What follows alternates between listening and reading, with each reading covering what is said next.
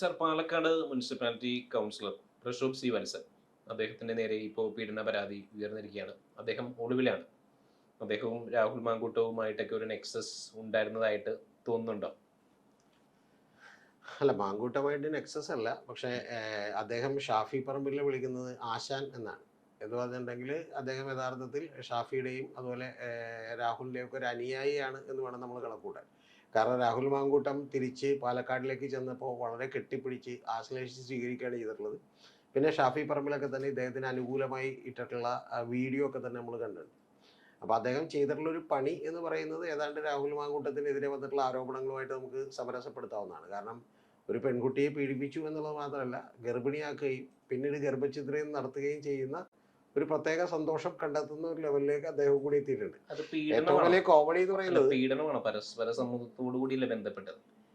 ഈ പരസ്പര സമ്മതം എന്ന് നിങ്ങൾ പറയും വേണ്ടല്ലോ. ഈ ഇതിനൊരു ഇംഗ്ലീഷിൽ ലീഗലി ഒരു നിർവചനമുണ്ട്. ആ ലീഗലിയുള്ള നിർവചനം എന്ന് പറയുന്നത് വിൽഫുൾ കൺസെന്റ് എന്നാണ്. എന്ന് പറഞ്ഞാൽ നിങ്ങൾ മറ്റൊരു പരപ്രേരണയാലോ അല്ലെങ്കിൽ ഭീഷണിപ്പെടുത്തലാലോ അല്ലെങ്കിൽ പ്രലോഭനങ്ങളാലോ ഒന്നുമില്ലാതെ നിങ്ങളൊരു കൺസെന്റ് കൊടുക്കണം എന്നുള്ളതാണ് നിയമം. നിങ്ങളൊരു മുദ്രപത്രത്തിൽ സ്റ്റാമ്പ് പേപ്പറിൽ ഒപ്പിടുമ്പോൾ പോലും നിങ്ങൾ ഒരാൾ കത്തി കാണിച്ച് ഭീഷണിപ്പെടുത്തിയാണോ ഒപ്പിട്ടതെന്ന് പറഞ്ഞിട്ടുണ്ടെങ്കിൽ ആ മുദ്രപത്രത്തിന് വാലിഡിറ്റി ഇല്ല. അപ്പൊ അത്തരത്തിൽ നിങ്ങളിത് പല പ്രലോഭനങ്ങൾ കൊടുത്തുമാണ്, അതായത് ജോലി മേടിച്ചു തരാം, ഞാൻ പട്ടാമ്പിയിൽ കൊണ്ടുപോകാം എന്നൊക്കെ പറഞ്ഞ് പല പ്രലോഭനങ്ങൾ കൊടുത്തും ഒക്കെ തന്നെയാണ് ചെയ്തിട്ടുള്ളത്. അപ്പൊ അതുകൊണ്ട് ഈ കൺസെന്റ് എന്ന് പലപ്പോഴും ഈ നമ്മുടെ കൂട്ടത്തിലുള്ള പല ആണുങ്ങളും വലിയ മാധ്യമ ഇപ്പൊ ഷാജൻസ്കറി അടക്കമുള്ള ആളുകളൊക്കെ തന്നെ ഇതൊരു കൺസെന്റോട് കൂടിയല്ലേ എന്ന് പറഞ്ഞാൽ ഈ കൺസെന്റിന് പല ലക്ഷ്യങ്ങളുണ്ട്. നിങ്ങളൊരു അധികാര കേന്ദ്രത്തിൽ ഇരിക്കുന്ന ഒരാളാണെങ്കിൽ നിങ്ങൾ അവരെ മറ്റേതെങ്കിലും തരത്തിൽ പ്രലോഭിപ്പിച്ചോ ഭീഷണിപ്പെടുത്തിയോ ഇതിന് തയ്യാറാകുന്നത് അങ്ങേയറ്റം ക്രിമിനൽ കുറ്റമാണ്. നിയമത്തിൽ പോലും അങ്ങനെയുണ്ട്. അപ്പൊ അതുകൊണ്ട് ആ കൺസെന്റിനെ നമ്മൾ അങ്ങനെ വളരെ എളുപ്പത്തിൽ കാണരുത് എന്നുള്ളതാണ് പറയാനുള്ളത്. അല്ല, പക്ഷെ ഈ പറയുന്ന പോലെ ഇവർ വിവാഹിതരായിട്ടില്ലല്ലോ. ഈ സ്ത്രീ ഈ വിവാഹിതരാകാത്ത ഒരു പുരുഷനോടൊപ്പം കൺസെന്റിന്റെ മേൽ ബന്ധപ്പെടുന്നു എന്ന് പറയുമ്പോൾ അതിൽ അതാണ് ഞാൻ പറഞ്ഞത്. കൺസെന്റ് എന്ന് പറയുന്നത് അവരുടെ ബലഹീനതകളാകാം, അവരുടെ ദൗർബല്യമാകാം, അവർക്കൊരു ജോലിയില്ല എന്നുള്ളതാകാം, ജോലി കൊടുക്കാമെന്ന് പറഞ്ഞുകൊണ്ടാകാം, അതുപോലെ മറ്റ് ഈ പറയുന്ന പോലെ ഏതെങ്കിലും തരത്തിലുള്ള വാഗ്ദാനങ്ങൾ നൽകിക്കൊണ്ടാകാം. അതെല്ലാം തന്നെ തെറ്റാണെന്നേ. അതെല്ലാം തന്നെ തെറ്റാണ്. പ്രത്യേകിച്ചും ഒരു ഈ പറയുന്ന പോലെ കൗൺസിലറായിരിക്കുമ്പോൾ ജനപ്രതിനിധിയായിരിക്കുമ്പോൾ അത് ചെയ്യുന്നത് അങ്ങേറ്റം തെറ്റാണ്. ഇതിന്റെ പിന്നിലുള്ള പ്രശ്നം ഇത് പീഡനമാണോ അല്ലേ എന്നുള്ളതല്ല ഇപ്പം നിങ്ങൾ അറിയേണ്ടത്. ഇതിന്റെ പ്രശ്നം ഇത് വഞ്ചനയാണോ അല്ലേ എന്നുള്ളതാണ്. ഇങ്ങനെ വഞ്ചിക്കുന്ന ഇത്രത്തോളം ഈ പറഞ്ഞ പോലെ വൃത്തികെട്ട മനസ്സുള്ള ഒരാളെ എങ്ങനെയാണ് നമ്മളൊരു ജനപ്രതിനിധിയായി വെക്കുക എന്നുള്ളതാണ് ഇതിന്റെ അടിസ്ഥാനപരമായ കാതലായ പ്രശ്നം. അത്രേ ഉള്ള കാര്യം. പിന്നെ ഇത് സംഭവിക്കുമ്പോൾ തന്നെ ഉണ്ടാകാൻ പോകുന്ന കാര്യം എന്താണെന്ന് അറിയാമോ?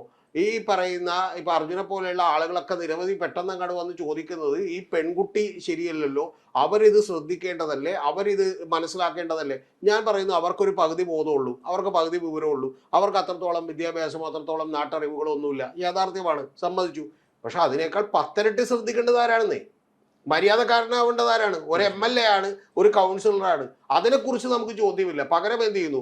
ഒരു ഇതേ അങ്ങോട്ട് കിട്ടിയാൽ, ഒരു അതിജീവിതയെ കിട്ടിയാൽ അവരുടെ സ്വഭാവം ഇതുവരെ, അതായത് 9ാം ക്ലാസ്സിൽ അവരാരെങ്കിലുമായിട്ട് പ്രണയിച്ചിരുന്നോ, 11ാം ക്ലാസ്സിൽ അവരാരെങ്കിലുമായിട്ട് പ്രണയിച്ചിരുന്നോ, അല്ലെങ്കിൽ ഈ പറഞ്ഞ പോലെ 25ാം വയസ്സിൽ അവരെങ്ങനെയായിരുന്നു, അവരുടെ സ്വന്തം ഭർത്താവിനോട് നീതി കാണിച്ചോ എന്നൊക്കെ ചോദിക്കുന്നത് അങ്ങേറ്റം അസംബന്ധമാണെന്ന് ഞാൻ പറയും. അത്രയുള്ള കാര്യം. പിന്നെ നമ്മളെ സംബന്ധിച്ച് ഒറ്റ കാര്യമുള്ളൂ. ഒന്ന്, ഒരു കൗൺസിലറായിട്ടിരിക്കും. ഒരു കൗൺസിലർ, കോർപ്പറേഷൻ കൗൺസിലർ എന്ന് പറഞ്ഞിട്ടുണ്ടെങ്കിൽ താങ്കൾക്കറിയോ, മിനിമം രാവിലെ 7 മണിക്ക് എഴുന്നേറ്റ് വരുമ്പോഴേക്കും എന്ന് പറഞ്ഞിട്ടുണ്ടെങ്കിൽ ഒരു 20 പേര് വീടിന്റെ മുമ്പിലുണ്ടാവും പ്രശ്നങ്ങൾ തീർത്തു കൊടുക്കാൻ. ഈ പ്രശ്നങ്ങൾ തീർത്തു കൊടുക്കാൻ വേണ്ടി ഇവൻ സമീപിക്കുന്ന ആളുകളോട് മുഴുവൻ ഈ ഒരു ഉദ്ദേശത്തോടു കൂടി ഇവനെങ്ങനെ കെടിയിൽപ്പെടുത്താമെന്ന് വിചാരിച്ചുകൊണ്ട് പെരുമാറുന്ന ഒരുത്തരാണ് ഇവനെങ്കിൽ സ്വാഭാവികമായിട്ട് ഇവനെങ്ങനെയാണ് ജനം വിശ്വസിക്കാതെ? ഇപ്പൊ ശരിക്കും പറഞ്ഞാൽ പുള്ളി ടൂറിലാണ്. പിന്നെ ടൂർ നടത്താൻ കുഴപ്പമില്ല. കാരണം എന്ന് വെച്ചാൽ രാഹുൽ മാങ്കൂട്ടം പോയ വഴിയൊക്കെ തന്നെ അറിയാവുന്നത് കൊണ്ടിട്ട് എന്ത് ചെയ്യാൻ പറ്റുമായിരിക്കും, ടൂർ നടത്താൻ പറ്റുമായിരിക്കും. അപ്പൊ അതുകൊണ്ട് രാഹുൽ മാങ്കൂട്ടത്തിനെ കുറിച്ചൊക്കെ ആരോപണം ഉയർന്നു വന്നപ്പോൾ ആളുകൾ മുഴുവൻ പറയുന്നത് ഇതാണ്, മറ്റേ ആ പെൺകുട്ടി അതാണോ, മറ്റേ മോശമാണോ നല്ലതാണോ, ഇതൊന്നും നമ്മുടെ വിഷയമല്ല. കാരണം നമ്മുടെ വിഷയം എന്ന് പറയുന്നത് കേരളത്തിൽ 3.5 കോടിയോളം പറയുന്ന ജനങ്ങളുണ്ട്. രാഹുലിനെ മാത്രം കുറ്റപ്പെടുത്തുന്നതുകൊണ്ടാണ് അങ്ങനെ പറയുന്നത്. രാഹുലിനെ മാത്രമാണല്ലോ കുറ്റപ്പെടുത്തേണ്ടത്. രാഹുലിന് മാത്രമാണ് ധാർമ്മികത രാഹുലിന് മാത്രമാണ് അവകാശപ്പെട്ടത്. ധാർമ്മികത രാഹുലിന് വേണം എന്ന് പറയാനുള്ള കാര്യം എന്താ? കേരളത്തിലെ 140 MLA-മാരിൽ ഒരു MLA ആണ്. പാലക്കാട് നിന്ന് ജനങ്ങൾ 18,840 വോട്ടിന് ഭൂരിപക്ഷത്തിന് ജയിപ്പിച്ചൊരു MLA ആണ്. കേരളത്തിൽ ഒരു യൂത്ത് കോൺഗ്രസിന്റെ സംസ്ഥാന പ്രസിഡന്റ് ആയിരുന്നു രാഹുൽ മാങ്കൂട്ടത്തിൽ. നാച്ചുറലി രാഹുൽ മാങ്കൂട്ടം കുറെ കൂടി ധാർമ്മികത പാലിക്കണമെന്ന് ഞാൻ പറയും. പക്ഷെ അതേപോലെ പാലക്കാടുള്ള ഏതെങ്കിലും എക്സോ വൈയോ അല്ലെങ്കിൽ കാനഡയിൽ ഇരിക്കുന്ന ഒരു പെൺകുട്ടിയോ അത്തരത്തിലുള്ള ധാർമ്മികത പുലർത്തണമെന്ന് പറയാൻ എനിക്ക് അവകാശമുണ്ടോ? സമൂഹം ധാർമ്മിക മൂല്യങ്ങളിലല്ലേ അധിഷ്ഠിതമായിട്ടുള്ളത്. അല്ല, സമൂഹം ധാർമ്മിക മൂല്യങ്ങളിലാണ് അധിഷ്ഠിതമായിട്ടുള്ളത്. ഇതെനിക്ക് ഇഷ്ടപ്പെട്ടു. ഇപ്പൊ ശ്രീനാരായണൂരൊക്കെ പറഞ്ഞ പോലെയുള്ള ഒരു വചനമാണ്, കോമൺ ജനറലിയുള്ള. പക്ഷെ ഞാൻ ചോദിക്കുന്നത്, താങ്കൾ പറയുന്ന ഒരു കാര്യം അങ്ങനെ ഉള്ളപ്പോ ആ സമൂഹത്തിൽ ആരാണത് ഏറ്റവും ഉയർന്ന മൂല്യങ്ങൾ പകർത്തേണ്ടത്? ആരാണ് അതിന്റെ ഒരു മോഡലായി മാറേണ്ടത്? അത് ഭരിക്കുന്നവരാണ്. ഇപ്പൊ നാളെ നിങ്ങൾ അറിയേണ്ടത്, കേരളത്തിൽ അങ്ങനെ ഒരു സംഭവം ഉണ്ടായിട്ടുണ്ട്. കേരളത്തിൽ ആഭ്യന്തര വകുപ്പ് മന്ത്രിയായിരുന്ന PT ചാക്കോ, സർവശക്തനായിരുന്ന ഒരാൾ, മന്ത്രിയുടെ കാർ ഓടിച്ചു പോകുന്നു. മന്ത്രിയുടെ കാർ ഓടിച്ചു പോകുമ്പോഴേക്കും അദ്ദേഹം ഒരു കേസിൽപ്പെട്ട് എന്ത് ചെയ്തു, സ്ഥാനം രാജിവെക്കേണ്ടി വന്നു. എന്തായിരുന്നു കേസ് എന്നറിയോ? മന്ത്രിയുടെ കേസ് അദ്ദേഹം ആ കേസ് അതിൽ ഒരു സ്ത്രീ കൂടി ഉണ്ടായിരുന്നു എന്ന് പറഞ്ഞിട്ടാണ്. ആ സ്ത്രീ കോൺഗ്രസിന്റെ പ്രവർത്തകയാണെന്ന് അല്ല, ആയിക്കോട്ടെ, കോൺഗ്രസിന്റെ പ്രവർത്തകയായിരുന്നു. ആദ്യം അദ്ദേഹം അത് ഭാര്യയാണെന്ന് പറഞ്ഞു. പക്ഷെ അത് എന്തുകൊണ്ട് രാജിവെക്കേണ്ടി വന്നു? എന്തുകൊണ്ട് ഇപ്പൊ ബിൽ ക്ലിന്റനെതിരെ വലിയ ആരോപണം ഉണ്ടായി എന്ന് ചോദിച്ചിട്ടുണ്ടെങ്കിൽ അമേരിക്കയിൽ വേറെ ആരോപണം ചെയ്യില്ലെന്ന് ചോദിച്ചാൽ വേറെ ആരും ചെയ്യുന്നുണ്ട്. പക്ഷെ പ്രധാനപ്പെട്ട ഒരു കാര്യമുള്ളത്, നിങ്ങൾ ഒരു വലിയ സ്ഥാനത്തിരിക്കുമ്പോൾ, ഉന്നതമായ സ്ഥാനത്തിരിക്കുന്ന ഒരാളാണെങ്കിൽ അത് ഡേഞ്ചറാണ്. അതിന്റെ പ്രശ്നം എന്താണ്? നിങ്ങളെ സമീപിക്കുന്ന നിരാലംബരായിട്ടുള്ള നിരാശ്രയരായിട്ടുള്ള ആളുകളെ ഇത്തരം കാര്യങ്ങൾക്ക് വേണ്ടി ഉപയോഗപ്പെടുത്തുമെന്ന് പറയുന്ന ഒരു കാര്യമാണ്. ഇപ്പൊ ഈ പ്രശോഭ് സി വത്സന്റെ കേസിലുള്ള എന്താണെന്നറിയാമോ? അവര് SC/ST അട്രോസിറ്റീസ് ആക്ട് ആണ് എന്ന് പറഞ്ഞിട്ടുണ്ടെങ്കിൽ ദളിത് പെൺകുട്ടിയാണ്. ഈ ദളിത് പെൺകുട്ടികളുടെയൊക്കെ കേരളത്തിലെയും ഇന്ത്യയിലെയും പാലക്കാട്ടിലേക്ക് അവസ്ഥ എന്താണെന്ന് അറിയോ താങ്കൾക്ക്? ഒരു തരത്തിലുള്ള സാമാന്യ ബോധമോ അല്ലെങ്കിൽ അറിവോ ഒന്നുമില്ലാത്ത വളരെ പാവപ്പെട്ട സാധാരണക്കാരായിട്ടുള്ള ആളുകളാണ്. അതിൽ എനിക്ക് ഏറ്റവും കൂടുതൽ സങ്കടം തോന്നിയെന്ന് വെച്ചിട്ടുണ്ടെങ്കിൽ, പട്ടാമ്പിയിൽ ഒരു സ്ഥാപനത്തിൽ ഈ പെൺകുട്ടിക്ക് ജോലി റെഡിയാക്കി കൊടുക്കാന്ന് പറഞ്ഞു. ഓക്കെ, അത് കഴിഞ്ഞിട്ട് ആ കൊണ്ടുപോകുന്ന വഴിക്കാണ് ഇവൻ ആദ്യത്തെ പീഡനം നടത്തുന്നത്. പിന്നെ രണ്ടാമത്തത് വേറെ, മൂന്നാമത്തത് വേറെ. ഇനി ഇതെല്ലാം കഴിഞ്ഞിട്ട് അടുത്ത സീൻ എന്താണെന്നറിയാമോ?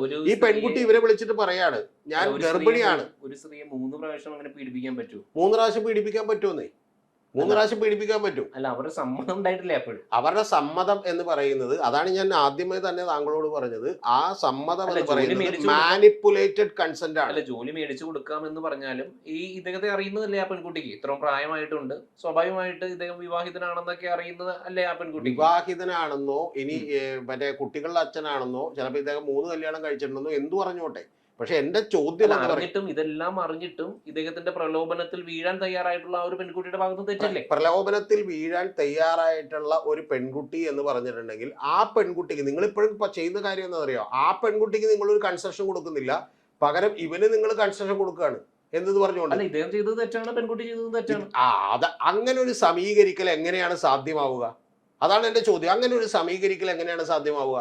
അതായത് ഒരു പെൺകുട്ടി വളരെ വൾണറബിൾ ആയിട്ടുള്ള, അവരുടെ ജീവിതത്തിൽ ഈ പറഞ്ഞ ഒരു ജോലി കിട്ടുക എന്ന് പറയുന്ന ഒരു വലിയ കാര്യമായിട്ട് കരുതുന്ന ഒരാൾ, അവർ ഒരു അധികാര സ്ഥാനത്ത് സമീപിക്കുകയാണ്. ആ അധികാര സ്ഥാനമാണല്ലോ ഒരു കൗൺസിലർ എന്ന് പറയുന്നത്. ആ സമീപിക്കുമ്പോൾ അയാൾ തൻ്റെ അധികാര സ്ഥാനവും തൻ്റെ സ്വാധീനവും ഉപയോഗിച്ചുകൊണ്ട് അതിനെ ചൂഷണം ചെയ്യാൻ ശ്രമിക്കുന്നതിനെയും അതിനോട് ഈ പറയുന്ന പോലെ വഴങ്ങിക്കൊടുക്കേണ്ടി വരുന്ന ഒരു പെൺകുട്ടിയുടെയും ഒരേപോലെ കാണുന്നത് തെറ്റാണെന്ന് മാത്രമേ എനിക്ക് പറയാനുള്ളൂ. ഒരു സംശയം അക്കാര്യത്തിലില്ല, ഒരു സംശയം. ഇനി അങ്ങനെ തെറ്റാണെന്ന് നിയമം പോലും പറയുന്നുണ്ട്. അതെന്തുകൊണ്ടാന്ന് പറഞ്ഞുതരാം. അതുകൊണ്ടാണ് SC/ST അട്രോസിറ്റീസ് ആക്ട് വെച്ചേക്കണേ. ഇല്ലെങ്കിൽ SC/STകൾക്ക് വേണ്ടി മാത്രമായിട്ട് പ്രത്യേകമായിട്ടുള്ള അട്രോസിറ്റീസ് ആക്ടിന്റെ ആവശ്യമില്ലല്ലോ. ഒരുപക്ഷെ ഇദ്ദേഹം ഇങ്ങനെ ഒരു രീതിയിൽ ആ പെൺകുട്ടിയെ സമീപിക്കുമ്പോൾ ആ പെൺകുട്ടിക്ക് ഒഴിഞ്ഞു മാറാമായിരുന്നല്ലോ, ആദ്യം തന്നെ ഒഴിഞ്ഞു മാറാമായിരുന്നല്ലോ. സ്വന്തം മാനം പണയം വെച്ചിട്ടുള്ള ഒരു ജോലിയും തനിക്ക് വേണ്ട എന്നുള്ള ഒരു ഊർജിതമായിട്ടുള്ള ഒരു നിലപാട് ആ പെൺകുട്ടിക്ക് സ്വീകരിക്കാമായിരുന്നു. നിങ്ങൾ ഇപ്പോഴും പറഞ്ഞുകൊണ്ടിരിക്കുന്നത് എന്താണെന്നറിയാം? അതാണ് അതിന്റെ പ്രശ്നം. ഈ കേരളത്തിലും ഇന്ത്യയിലുമൊക്കെ ഏതെങ്കിലും ഒരു അതിജീവിത സമൂഹത്തിലെ പ്രബലനായിട്ടുള്ള കരുത്തുള്ള ഒരാൾക്കെതിരെ ഒരു പരാതിയുമായിട്ട് വരുമ്പോൾ നിങ്ങൾ ഉടനെ തന്നെ ആ പെൺകുട്ടിയുടെ വൾണറബിലിറ്റിയും ആ പെൺകുട്ടി പറയുന്ന പോലെ എന്ത് ചെയ്യപ്പെട്ടതും വഴക്കി കൊടുത്തതും ഒക്കെ എന്ന് പറയുന്ന ഒരു കാര്യത്തിലേക്ക് നിങ്ങൾ ഫോക്കസ് മാറ്റുകയാണ്. നമ്മുടെ ഫോക്കസ് അവിടെ അല്ല വേണ്ടതെന്നാണ് എൻ്റെ ആവശ്യം. അവർക്ക് ഈ കേരളത്തിലും ഇന്ത്യയിലുമുള്ള നൂറുകണക്കിന് ആയിരക്കണക്കിന് ആളുകൾ ചിലപ്പോൾ പ്രലോഭനങ്ങളിൽ വീണു പോകുന്നവരുണ്ടാവും, ചിലപ്പോൾ തെറ്റുകൾ പറ്റുന്നവരുണ്ടാവും, അത്തരത്തിലുള്ള നിരവധി കാര്യങ്ങൾ എന്ത് ചെയ്യുന്നവരുണ്ടാവും, സംഭവിക്കുന്ന ആളുകളുണ്ടാവും. പക്ഷെ പ്രധാനപ്പെട്ട കാര്യം എന്താണ്?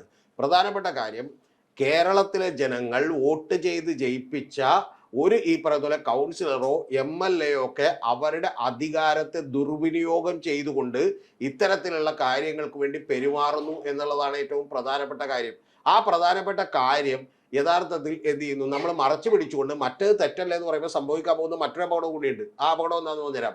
ഇവർ ഇതേപോലെ പെരുമാറിയ വേറെ 50 പേര് കൂടി ഉണ്ടാവും. ഈ 50 പേരും ഇനി ഇത് പുറത്തു പറയാൻ മടിക്കും. കാരണം എന്താണെന്നറിയാമോ?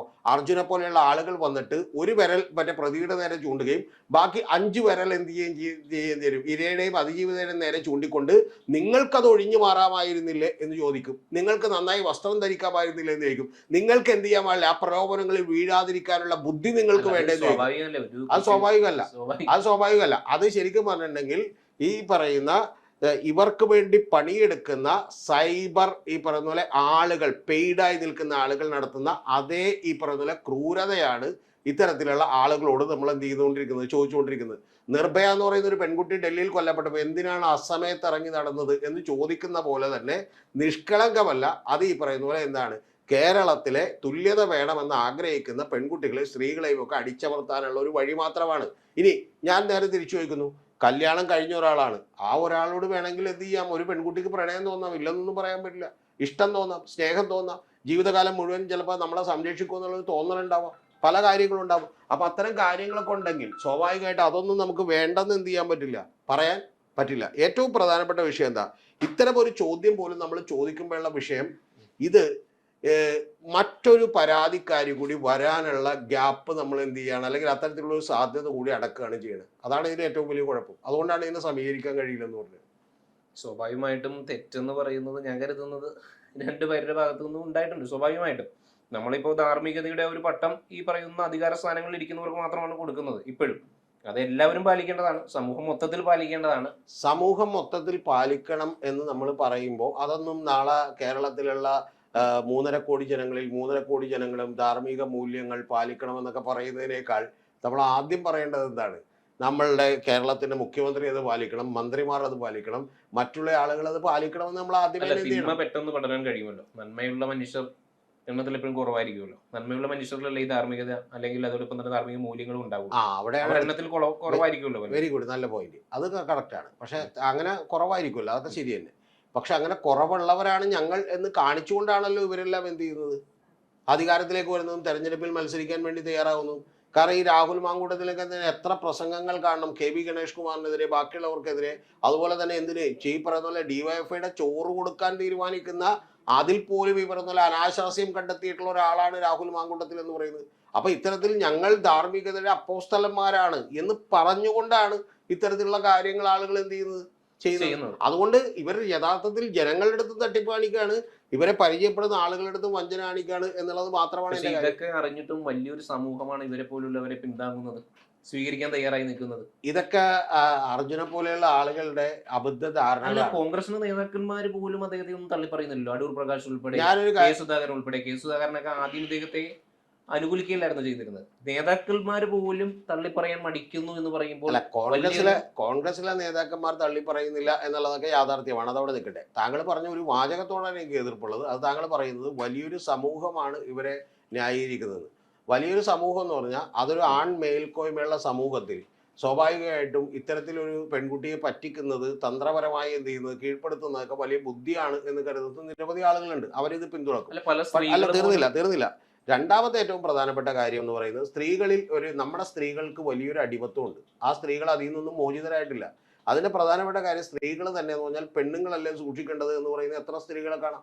എത്ര വീടുകളിലാണ് മകൾ ഡ്രസ്സ് ധരിക്കുന്നതിനെ കുറിച്ച് ഏറ്റവും കൂടുതൽ വ്യാകുലത ഉള്ളത് അമ്മമാർക്കാണ്. മനസ്സിലായോ?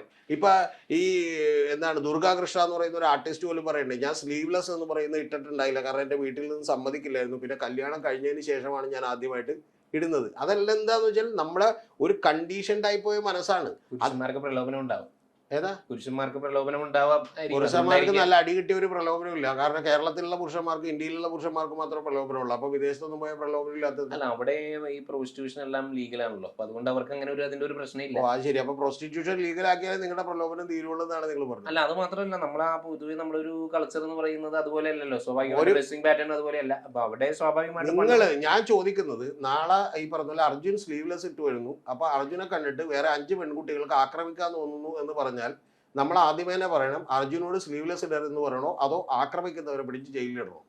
ഇത് സമൂഹത്തിന്റെ ഒരു കുഴപ്പമാണ്. നമ്മൾ ശീലിച്ചിട്ടില്ല സ്ലീവ്ലെസ് പോലുള്ള. എന്റെ ചോദ്യം വളരെ ലളിതമാണ്. നമ്മൾ ആരെയാണ് കുറ്റം പറയേണ്ടത്? കുറ്റം പറയേണ്ടത് ആക്രമിക്കാൻ വരുന്നവരെയാണ്. വരുന്നവരെയാണ്. അപ്പൊ അതങ്ങാടി ചെയ്താൽ ഈ കേരളം എന്ത് ചെയ്യും? പക്ഷെ അതോടൊപ്പം നമ്മൾ പറയുന്ന ഒരു കാര്യമുണ്ട്, ഭൂരിപക്ഷം വരുന്ന നമ്മുടെ കേരളത്തിലെ ഒരു ജനങ്ങൾ പറയുന്ന ഒരു കാര്യമുണ്ട്, ആ കുട്ടിക്ക് ഒരു മിതത്വം പാലിക്കാമായിരുന്നു. ഈ ഭൂരിപക്ഷം എന്ന് പറയുന്നതുണ്ടല്ല, ഈ ഭൂരിപക്ഷം എന്ന് പറയുന്നത് കേട്ടിട്ടൊന്നും കാര്യങ്ങൾ ചെയ്യാൻ പറ്റില്ല. ഈ ഇന്ത്യയിൽ സതി എന്ന് പറയുന്ന ഒരു ആചാരം ഉണ്ടായിരുന്നു. അതെങ്ങനെ നിർത്തലാക്കിയത്? സ്ത്രീകളോട് പറഞ്ഞിട്ട് സ്ത്രീകൾക്ക് മനസ്സിലായില്ല. അതായത് ഭർത്താവ് മരിച്ചിട്ടുണ്ടെങ്കിൽ ഭാര്യ കൂടി ചിതയിൽ ചാടി മരിക്കണം എന്നുണ്ടായിരുന്നു. അതൊരു അനാചാരമാണെന്നും അത് നിർത്തലാക്കണമെന്നും രാജാറാം മോഹൻ റോയ് ഒക്കെ നമ്മളെ പഠിപ്പിക്കുകയും അങ്ങനെ പഠിപ്പിച്ചതിന് ശേഷം ഗവൺമെന്റ് അത് നിർത്തലാക്കുകയും ചെയ്തു. ഇനി അർജുൻ അറിയേണ്ട മറ്റൊരു കാര്യം പറയാം. പെൺകുട്ടികൾ ജനിച്ചിട്ടുണ്ടെങ്കിൽ മുതലക്കുളത്തിലേക്ക് എറിഞ്ഞു കൊടുത്തുകൊണ്ടിരുന്ന സ്ഥലങ്ങളുണ്ടായിരുന്നു നമ്മുടെ രാജ്യത്ത്. മനസ്സിലായോ? ഏറ്റവും ഒടുവിൽ ബ്രിട്ടീഷ് ഗവൺമെന്റ് അതിനെതിരെ നിയമം പാസ്സാക്കിയിട്ട് പോലും സ്ത്രീകളെ നിർത്തിയില്ല. കാരണം പെൺകുട്ടികൾ മോശമാണെന്ന് വിചാരിച്ചിരുന്നു. അങ്ങനെ വിചാരിച്ചിരുന്നതിന് ശേഷം ഏറ്റവും ഒടുവിൽ ഈ പറയുന്ന പോലെ ആ മുതലക്കുളം പറ്റിച്ച് മുതലകളെയും വെടിവെച്ച് കൊന്നാണ് ബ്രിട്ടീഷ് ഗവൺമെന്റിന് അത് നടപ്പിലാക്കാൻ കഴിഞ്ഞത്. അപ്പൊ അത്തരത്തിൽ പല അബദ്ധധാരണകളൊക്കെ ഉണ്ടാവും. ആ ധാരണകളിലേക്ക് തിരിച്ചു പോവുക എന്നുള്ളതല്ല നമ്മൾ ചെയ്യേണ്ടത്.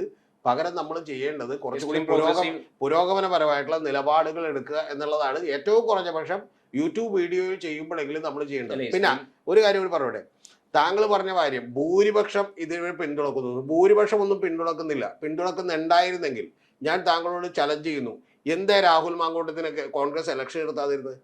എന്തേ രാഹുൽ മാങ്കൂട്ടത്തിന് ഇപ്പൊ ഇലക്ഷൻ പ്രചരണത്തിന് ഇറക്കാത്തത്? എന്താ കാര്യം എന്നറിയാമോ? ഈ സോഷ്യൽ മീഡിയയിൽ മറ്റേ രാജ്മോഹൻ ഉണ്ണിത്താൻ പറഞ്ഞ പോലെ ഒരു കോടിക്കണക്കിന് രൂപയുടെ പേയ്മെന്റ് കൊടുത്തിട്ടുണ്ടെങ്കിൽ വേണമെങ്കിൽ ഞാൻ ചെയ്തു തരാത്. അതായത് ഫേക്ക് ഐഡികൾ ഉണ്ടാക്കിക്കൊണ്ട് നമുക്ക് രാഹുൽ മാങ്കൂട്ടത്തിനെ വലിയ തോതിൽ സപ്പോർട്ട് ചെയ്യുന്നു എന്ന് പറയുന്ന ഒരു ധാരണ ഉണ്ടാക്കാം. പക്ഷെ ഫേക്ക് ഐഡികളാണ്. നിങ്ങൾ വളരെ കൃത്യമായി എല്ലാവരും എന്ന് പറഞ്ഞിട്ടുണ്ടെങ്കിൽ ഇപ്പൊ 1,00,000 പേര് സപ്പോർട്ട് ചെയ്യുന്നതിൽ ഇനി 15 പേര് അങ്ങനെ ഉണ്ടോന്ന് ചോദിച്ചാൽ അല്ല. പക്ഷെ ബാക്കിയുള്ള ഭൂരിപക്ഷം പേരും ഫേക്ക് ഐഡികളാണ്. അതുകൊണ്ടാണല്ലോ രാജ്മോഹൻ ഉണ്ണിത്താൻ വളരെ കൃത്യമായിട്ട് പറഞ്ഞത്. ഈ പറയുന്ന മറ്റേ ഇവരോട് ചോദിക്കുകയാണ്, അതായത് സോഷ്യൽ മീഡിയയോട് ചോദിച്ചിട്ടുണ്ടെങ്കിൽ ചിലപ്പോൾ രാഹുൽ മാങ്കൂട്ടത്തിൽ മുഖ്യമന്ത്രി ആക്കണമെന്ന് പറയും, മറ്റേ ശ്രീനാദേവി കുഞ്ഞമ്മേനെ KPC പ്രസിഡന്റ് ആക്കണമെന്ന് പറയുന്നു. അല്ലെ, ശക്തമായ നിലപാടെടുക്കുന്നത് 1, 2, 3 പേര് മാത്രമാണല്ലോ നേതാക്കന്മാർ ഉള്ളത്. ഈ ശക്തമായ നിലപാട് എടുക്കുന്നവർ എന്തുകൊണ്ടാണ് നിലപാടെടുക്കുന്നത് അറിയോ? അല്ല, അതും ആ കോൺഗ്രസിൽ ന്യൂനപക്ഷമാണല്ലോ നേതാക്കന്മാർക്കിടയിൽ. ബാക്കിയുള്ളവരെല്ലാവരും തന്നെ ഒരു മൗനം പാലിക്കും. കോൺഗ്രസിൽ ന്യൂനപക്ഷമായിട്ടും ഇന്നും ജനങ്ങൾ സപ്പോർട്ട് ചെയ്യുന്നവരാ. അങ്ങനെ നിലപാടെടുത്തവരെയാണ്. അങ്ങനെ നിലപാടെടുക്കാത്തവരെ ജനങ്ങൾ സപ്പോർട്ട് ചെയ്യുന്നില്ലല്ലോ. VD സതീശനാണ് അതിനായിട്ട് നിലപാടെടുത്തു എന്ന് ജനങ്ങൾക്ക് തോന്നിയത്, പുറത്ത് പറഞ്ഞത്. പക്ഷെ ഞാൻ ശ്രദ്ധിച്ചപ്പോൾ ഫേസ്ബുക്കിൽ വ്യാജ പ്രൊഫൈലായിട്ട് എനിക്ക് തോന്നിയിട്ടില്ല. രാഹുൽ പുലിക്കുട്ടിയാണ്, തിരിച്ചു വരണം, മടങ്ങി വരണം എന്നൊക്കെയാണ് ഒരുപാട് കമന്റുകൾ ഞാൻ ശ്രദ്ധിച്ചപ്പോൾ കമന്റുകൾ ശ്രദ്ധിച്ചപ്പോൾ എനിക്ക് മനസ്സിലായത് അതൊന്നും ഫേക്ക് ആയിട്ട് എനിക്ക് തോന്നിയിട്ടില്ല, അനുഭവപ്പെട്ടിട്ടില്ല. അല്ല, താങ്കൾക്ക് അനുഭവപ്പെട്ടില്ല എന്നുള്ളത് കൊണ്ട് താങ്കൾ ഇപ്പൊ ഇരുന്നിട്ട് ഏതാണ് ഇപ്പൊ കഴിഞ്ഞ ദിവസം രാഹുൽ മാങ്കൂട്ടത്തിൽ 8.5 മിനിറ്റിന്റെ വീഡിയോ ഇട്ടുണ്ട്. അതായത് മറ്റേ വീട്, അതായത് വയനാട് പുനരധിവാസത്തെ കുറിച്ചാണ്. അതിപ്പോ ഏതാണ്ട് 14 ലക്ഷത്തോളം ആളുകൾ കണ്ടിട്ടുണ്ട്. അപ്പൊ അർജുൻ ഇരുന്ന് ചെയ്തപ്പോൾ തോന്നിയില്ല എന്നൊക്കെ പറയുന്നത് വളരെ ട്രിവിയലായ നിസ്സാരവൽക്കരിക്കുകയാണ് അതിന്. കാരണം എന്ന് വെച്ചാൽ അർജുൻ കൂടി വന്ന് എത്ര 50 പേരെ നോക്കിക്കാണും, അല്ലാതെ അർജുൻ ഇരുന്ന് 14 ലക്ഷം പേരെ നോക്കൂ.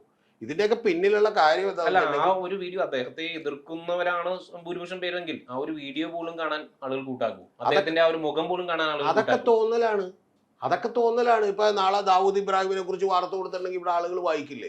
ഇവിടെ എപ്സ്റ്റീൻ ഫയൽസിനെ കുറിച്ച് ഇപ്പോൾ ലോകം മുഴുവൻ ചർച്ച ചെയ്യുന്നു. എപ്സ്റ്റീൻ ആരാണെന്നുള്ള സെർച്ചാണ് ലോകം മുഴുവൻ നടക്കുന്നത്. അത് ആളുകൾ കാണും. എന്ന് പറഞ്ഞ് രാവിലെ എപ്സ്റ്റീനെ വിളിച്ച് ആരെങ്കിലും വീട്ടിൽ കയറ്റി ചായ കൊടുക്കുക. പുള്ളി മരിച്ചുപോയി, ഇപ്പൊ മരിച്ചുപോയി എന്നാണ് പറയപ്പെടുന്നത്. പക്ഷെ അങ്ങനെ ചായ കൊടുക്കുക. അപ്പൊ അതുകൊണ്ട് ആളുകളൊക്കെ അതറിയും. ഞാൻ ചോദിക്കുന്നത് സിമ്പിൾ ആയിട്ടുള്ള ചോദ്യം, അങ്ങനെ കോൺഗ്രസിന് അറിയാമായിരുന്നെങ്കിൽ കോൺഗ്രസ് ഓർഡിനറി പാലക്കാട് എത്തി മത്സരിപ്പിച്ചാൽ പോരെ? എന്താ മത്സരിപ്പിക്കാത്തത്? മത്സരിപ്പിക്കില്ല. കാരണം വെച്ചാൽ ഇത് മത്സരിപ്പിച്ചാൽ തിരിച്ചടി ആകുമെന്നും ഈ വിഷയം പോലും ഈ തെരഞ്ഞെടുപ്പിൽ പൊങ്ങി വരരുതെന്നും വളരെ കൃത്യമായി അവർ ആലോചിക്കുന്ന ആളുകളാണ്. അതുകൊണ്ട് ഇതിന്റെ പൊതുസമൂഹം സപ്പോർട്ട് ചെയ്യുന്നു എന്നുള്ളതൊക്കെ കാണുന്നത്. അല്ല, കോൺഗ്രസിലേക്ക് തിരിച്ചു വരുമായിരിക്കും, അതിനൊന്നും സംശയമൊന്നുമില്ല. കോൺഗ്രസിലേക്ക് തിരിച്ചു വരില്ലാത്തൊന്നും പറയാനില്ല. അല്ല, അതൊക്കെ വീണ്ടും മത്സരിക്കട്ടെ, മത്സരിച്ചോട്ടെ, നമുക്ക് കുഴപ്പമില്ല. ഈ സ്വഭാവം കുറച്ച് ഉന്നത സ്ഥാനങ്ങളിലേക്ക് തന്നെ എത്തില്ലേ? അല്ല, ഉന്നത സ്ഥാനങ്ങളിലേക്ക് എത്തണമെന്ന് ഇനിയിപ്പോ ജനം തീരുമാനിക്കുകയാണെങ്കിൽ രതീഷ് ചക്രവാണിക്ക് തടയാനൊന്നും പറ്റില്ലല്ലോ. കാലഘട്ടം ഈ പറയുന്ന പോലെ കാലം മാറുന്നതനുസരിച്ചുകൊണ്ട് ജനങ്ങളെല്ലാം മറന്നു പോയില്ലേ? അപ്പൊ ഇതെല്ലാം തന്നെ അല്ല, ജനങ്ങൾ മറന്നു പോകും. ഇത് കേസിൽ മിക്കവാറും വെറുതെ വിടും എന്നുള്ള കാര്യത്തിലൊന്നും എനിക്കൊരു സംശയമില്ല. അതിന്റെ പ്രധാനപ്പെട്ട കാര്യം ഈ കേസില്ല, അത് തെറ്റാണ് എന്നുള്ളതൊന്നും കൊണ്ടല്ല. ഇതിന്റെ പ്രധാനപ്പെട്ട കാര്യം എന്ന് പറയുന്നത് ഈ കേസ്, ഈ ഇത്തരത്തിലുള്ള സ്ത്രീപീഡന പരാതികളിൽ ഒന്നുപോലും കേരളത്തിലോ ഇന്ത്യയിലോ ഒക്കെ തന്നെ തെളിയിക്കപ്പെട്ടതിന്റെ നമ്പർ വളരെ വളരെ കുറവാണ്. കേരളത്തിലിപ്പോൾ സൂര്യനെല്ലി പോലെയുള്ള പീഡനം എടുത്തു വെച്ചിട്ടുണ്ടെങ്കിൽ അതിലൊരു ധർമ്മരാജൻ എന്ന് പറഞ്ഞ അഡ്വക്കേറ്റ് ജയിലിൽ പോയി, ബാക്കിയുള്ള ആരും തന്നെ ശിക്ഷിക്കപ്പെട്ടില്ല. അപ്പോൾ അത്തരത്തിൽ ഉന്നതരായിട്ടുള്ള ആളുകളൊന്നും തന്നെ സാധാരണ ശിക്ഷിക്കപ്പെടാറില്ല. ആ ശിക്ഷിക്കപ്പെടാത്തതിന്റെ പ്രധാനപ്പെട്ട കാരണങ്ങളിലൊന്ന് നമ്മുടെ ഇവിടെ ഒരു പുരുഷാധിപത്യ സമൂഹമാണുള്ളത്. അത്തരത്തിലുള്ള മേൽക്കോയ്മ എല്ലാ സ്ഥലങ്ങളിലും ഉണ്ട് എന്നുള്ളതാണ് യാഥാർത്ഥ്യം. പിന്നെ അത് കൂടാതെ ഈ കേസുകൾ തെളിയിക്കാൻ വേണ്ടിയിട്ട് പലപ്പോഴും ഈ ഇരകളും അതിജീവിതങ്ങളും എടുക്കേണ്ടി വരുന്ന പെയിൻ എത്രത്തോളം വലുതാണെന്നുള്ളതൊക്കെ നമുക്കറിയാം. അതുകൊണ്ട് അത് ശിക്ഷിക്കപ്പെടാനുള്ള സാധ്യതകളില്ല. ഇപ്പൊ ആകെ ശിക്ഷിക്കപ്പെട്ടത് ഈ പറയുന്ന പോലെ ഒരു മറ്റേ ഫാദർ മാത്രമാണ്, ഫാദർ റോബിനച്ചൻ മാത്രമാണ്. അത് ശിക്ഷിക്കപ്പെടാനുള്ള കാരണം പ്രായപൂർത്തിയാകുന്നതിന് മുമ്പേ ആ പെൺകുട്ടി ഗർഭിണിയാക്കുകയും അത് കൂടാതെ ആ ഗർഭിണിയായി കുട്ടിയെ പ്രസവിക്കുകയും ആ കുട്ടിയുടെ DNA ടെസ്റ്റിൽ പിതാവ് ഇദ്ദേഹമാണെന്ന് കണ്ടെത്തുകയും ചെയ്തതാണ്. പക്ഷെ ആ കേസിൽ പോലും അർജുൻ അറിയേണ്ട ഒരു കാര്യമുണ്ട്. ആ പെൺകുട്ടിയുടെ അമ്മ കൂറുമാറി, അച്ഛൻ കൂറുമാറി, ഈ പെൺകുട്ടിയടക്കം കൂറുമാറി. ഏറ്റവും ഒടുവിൽ അദ്ദേഹം ജാമ്യത്തിന് അപേക്ഷിക്കുമ്പോൾ ഏതാണ്ട് 60-65 വയസ്സുള്ള അദ്ദേഹം ഈ പറയുന്ന 10-20കളിൽ നിൽക്കുന്ന 30കളിൽ താഴെ മാത്രം പ്രായമുള്ള ഈ പെൺകുട്ടിയെ കല്യാണം കഴിക്കാം എന്ന് പറഞ്ഞുകൊണ്ടാണ് എന്ത് ചെയ്ത് അവിടെ അപേക്ഷ കൊടുത്തത്. അപ്പൊ അത്തരത്തിലുള്ള ഒരു അവസ്ഥ കേരളത്തിലും ഇന്ത്യയിലും ഒക്കെ ഉണ്ട്. കാരണം അങ്ങനെ ഒരു പെൺകുട്ടി ആരോപണ വിധേയമായിട്ടുണ്ടെങ്കിൽ ആ പെൺകുട്ടിയെ സംരക്ഷിക്കാനോ അതിന് വേറെ ജീവിതം കൊടുക്കാനോ ഒന്നും മറ്റാരും തയ്യാറാവില്ല എന്ന് പറയുന്ന ഒരു കാര്യമുണ്ട്. പ്രത്യേകിച്ച് പാവപ്പെട്ടവരാണെങ്കിൽ അവർ വലിയ ബുദ്ധിമുട്ടിലായി പോകുന്ന അവസ്ഥയുണ്ട്. ഇപ്പൊ തന്നെ 20-25 കൊല്ലം മുമ്പ് നടന്ന സൂര്യനെല്ലി കേസിൽ ആ സൂര്യനെല്ലി പെൺകുട്ടി എവിടെയാണെന്ന് ചോദിച്ചാൽ അവരാണ് സമൂഹത്തിൽ നിന്ന് മാറി നിൽക്കപ്പെട്ടത്. അല്ലാതെ ആ കേസിലുള്ള ഉൾപ്പെട്ടെന്ന് നമ്മൾ പേര് കേട്ടിട്ടുള്ള ആർക്കും മാറി നിൽക്കേണ്ടി വന്നില്ല. അപ്പൊ അത്തരത്തിലുള്ള ഒരു അവസ്ഥ കേരളത്തിലുണ്ട്. അതുകൊണ്ട് നാളെ ഇത് തിരിച്ചു വരാതിരിക്കുമോ എന്നൊക്കെ ഉള്ളത് സെക്രട്ടറി ആയിട്ടുള്ള ഒരു കാര്യമാണ്. മിക്കവാറും തിരിച്ചു വരും. താങ്കൾ പറഞ്ഞ പോലെ ഉന്നത സ്ഥാനങ്ങളിലേക്ക് എത്തും. അതൊക്കെ എത്തിക്കോട്ടെ. പക്ഷേ സത്യം ഇതാണ് എന്ന് പറയാതിരിക്കാൻ പറ്റില്ല. സ്ഥാനങ്ങളിലേക്ക് എത്തുമ്പോഴും ഈ വോട്ട് ചെയ്യുന്നത് ഇതേ ജനങ്ങൾ തന്നെ ആയിരിക്കില്ല. അല്ല, ജനങ്ങൾ അങ്ങനെ വോട്ട് ചെയ്യുമെങ്കിൽ ജനങ്ങൾ അനുഭവിക്കട്ടെ എന്നുള്ളത് നമുക്കിപ്പോൾ വേറെ എന്തെങ്കിലും ചെയ്യാൻ പറ്റുമോ? നമ്മുടെ ജനാധിപത്യം തന്നെ അത്രത്തോളം ഒന്നും ഡെവലപ്പ് ആയിട്ടില്ല. നമ്മൾ വളരെ കാര്യകാരണ സഹിതം ആലോചിച്ച് ചിന്തിച്ചൊന്നും വോട്ട് ചെയ്യുന്ന ആളുകളല്ല. കാരണം ജനാധിപത്യം എന്ന് പറയുന്നത് മനോഹരമാകണമെന്നുണ്ടെങ്കിൽ വോട്ട് ചെയ്യുന്ന ഓരോരുത്തരും വളരെ ബോധ നിലവാരത്തിൽ നിന്നുകൊണ്ട് കാര്യങ്ങളെക്കുറിച്ച് നല്ല വിശദമായി പഠിച്ച് അറിഞ്ഞ് വോട്ട് ചെയ്യാനുള്ള തയ്യാറെടുപ്പ് നടക്കണം. അങ്ങനെയുള്ള തയ്യാറെടുപ്പൊന്നും അല്ല ഇന്ത്യയിൽ നടക്കുന്നത്. പലപ്പോഴും ആ ജനങ്ങളെ പോലും മാനിപ്പുലേറ്റ് ചെയ്യാനും പാവപ്പെട്ട ജനങ്ങളെ സ്വാധീനിക്കാനും ഒക്കെ ആളുകൾക്ക് കഴിയാറുണ്ട്. കണ്ണിൽ പൊടിയിടാനൊക്കെ പറ്റാറുണ്ട്. അപ്പൊ അത്തരം കാര്യങ്ങളൊക്കെ ഉണ്ടാവാറുണ്ട്. അതുണ്ടെങ്കിൽ ജനം സഹിക്കുക എന്നുള്ളതല്ലാതെ വേറൊന്നും ചെയ്യാനില്ല. പക്ഷെ എന്നും പറഞ്ഞ് താങ്കളിപ്പോൾ ചോദ്യം ചോദിക്കുമ്പോൾ എന്നെ രതീഷ് ചക്രവാണിക്കുള്ളിരുന്ന് അല്ലാതൊന്നും പറയാൻ പറ്റില്ല. അത്രേ ഉള്ളു കാര്യം. എന്നിരുന്നാലും ഇത്തരം പീഡനം നടത്തുന്നവരെല്ലാം ജനങ്ങൾ വീട്ടിലിരുത്തട്ടെ. അവർക്ക് കടുത്ത ശിക്ഷ തന്നെ നേരിടേണ്ടി വരട്ടെ.